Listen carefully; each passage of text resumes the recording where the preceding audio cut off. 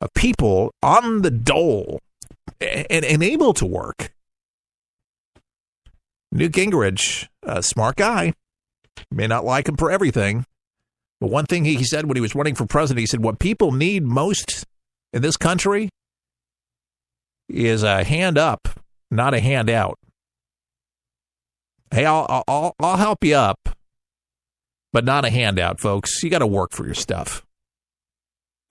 I'll never forget, before I got into radio when I was 16, I always liked work. I suppose the work ethic came from my dad. He's a very hard worker. And I had an opportunity to go to a strawberry farm and pick strawberries.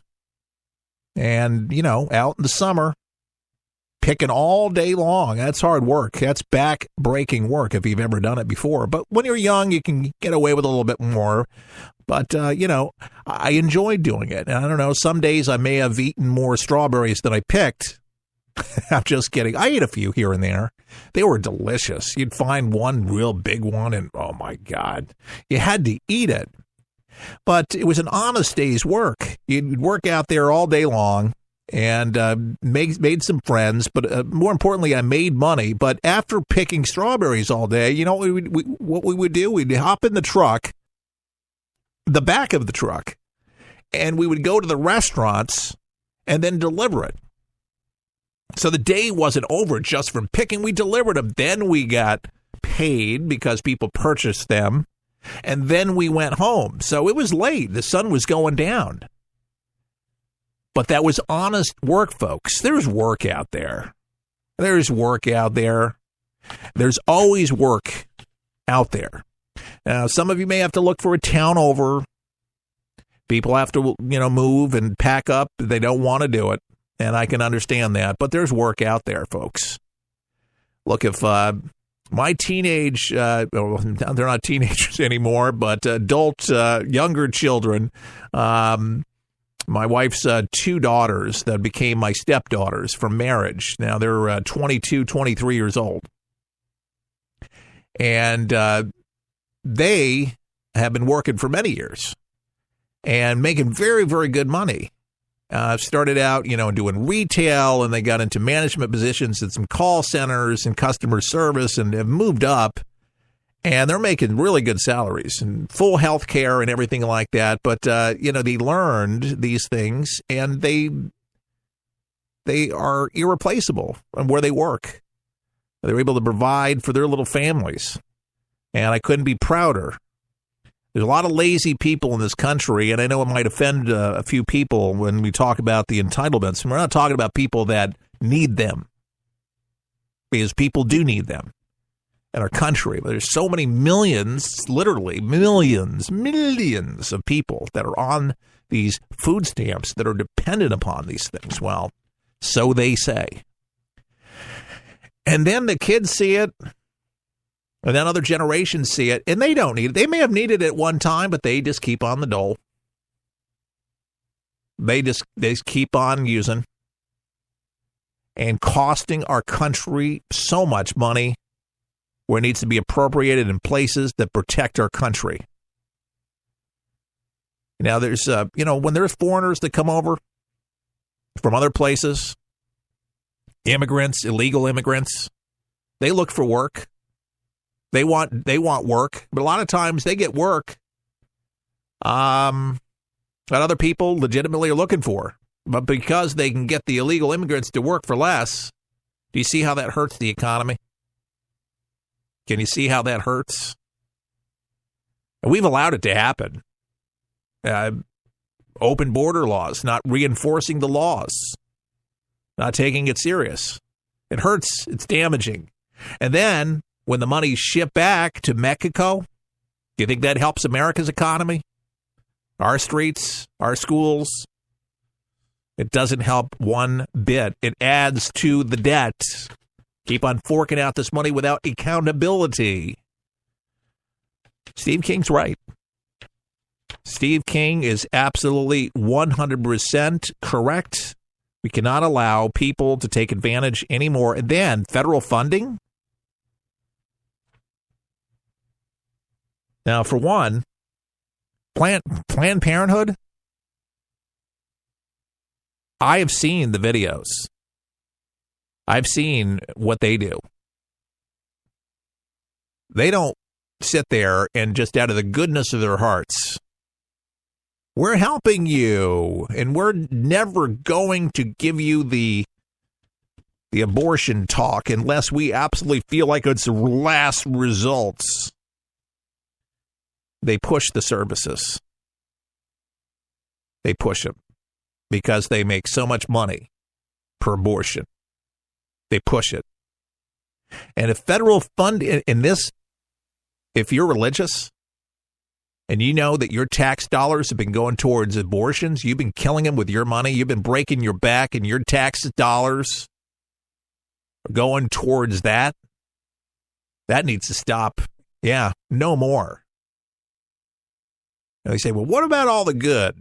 You know, they do little testing and venereal disease, and they test and they give contraceptives to these young girls. Well, first of all, the parents should be doing that.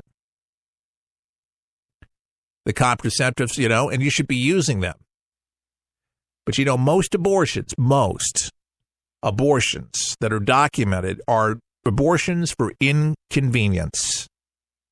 The person has been inconvenienced. And instead of taking responsibility for a person's behavior, they decide to just get rid of it.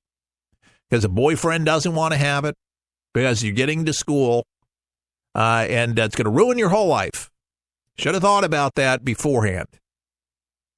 You say, I don't want to hear that. You know, and I know I'm going to turn off some ladies on this. But hear me out where my thinking is coming from, okay?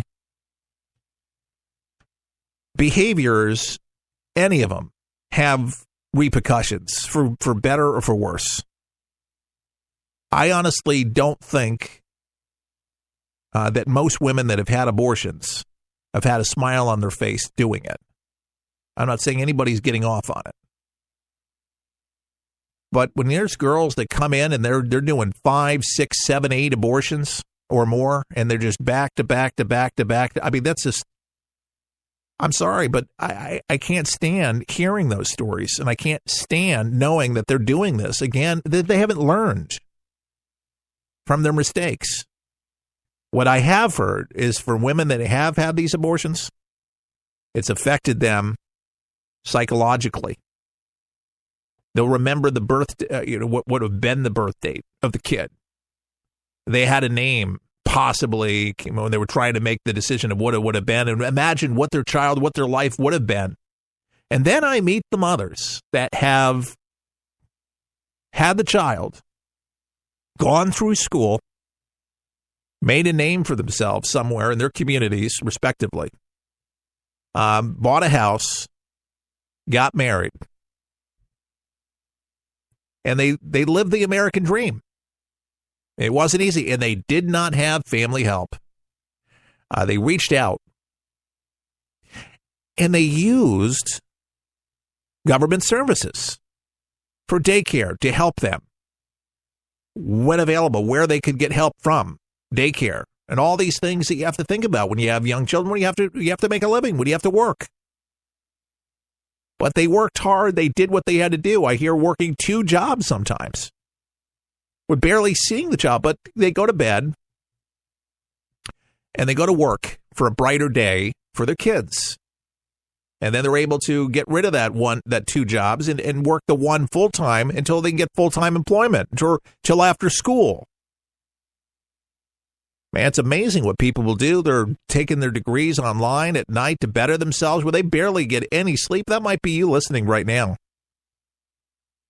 I'm not a hater. I know it's hard out there. I know it's tough out there. I'm not, I have heard the debate from women saying, you're not the one that's carrying it, so don't tell me. I'm one of those guys that just believes that all of us have a purpose and we're not a mistake. And nor was those babies. Well, anyways, I don't want to get preachy here, but you got to know where I'm coming from listening to the broadcast. CNN, again, he was telling this Representative Steve King from Iowa that he supports the $1.6 billion in funding that the House is considering as a start to building the wall, and adding another $5 billion to just do it. I am a supporter of the wall. I'm a supporter of security and making us secure.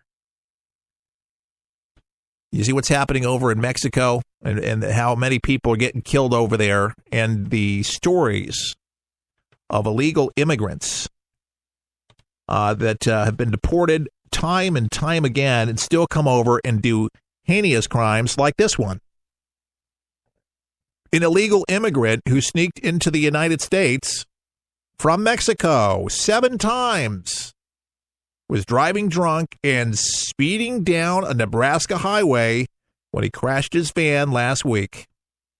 Did you hear about that one? Well, I'm going to tell you about it. Killing a passenger sitting in the back of the vehicle, according to prosecutors. Douglas County prosecutors said in court yesterday that Nemus Garcia Velasco, 32, was deported in 2009 and 2011 and voluntarily returned to Mexico 5 times in 2005, according to the Omaha World Herald. He was convicted of making a false claim to U.S. citizenship in 2005. And Garcia Velasco's I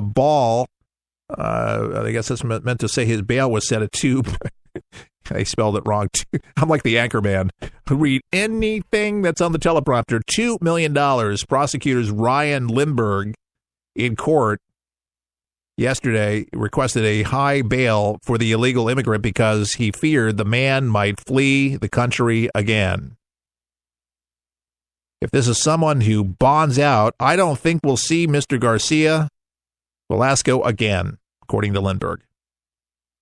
Garcia Velasco was speeding down an interstate in Omaha about 1 p.m. last Wednesday when he lost control of his 2001 Dodge Ram van, slamming into a guardrail before the vehicle rolled off and caught fire, according to officials.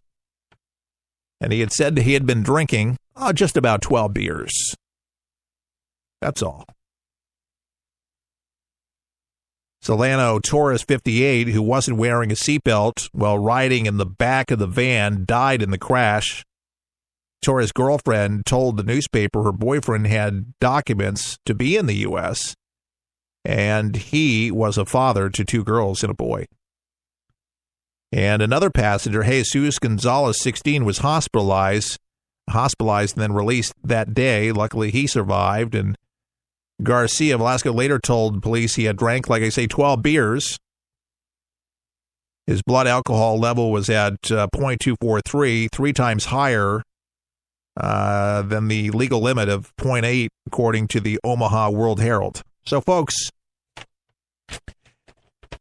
and you think that Mexico really cares about what happened? Do you think that they condolences to this father that now is going to leave the kids fatherless just because of his reckless behavior?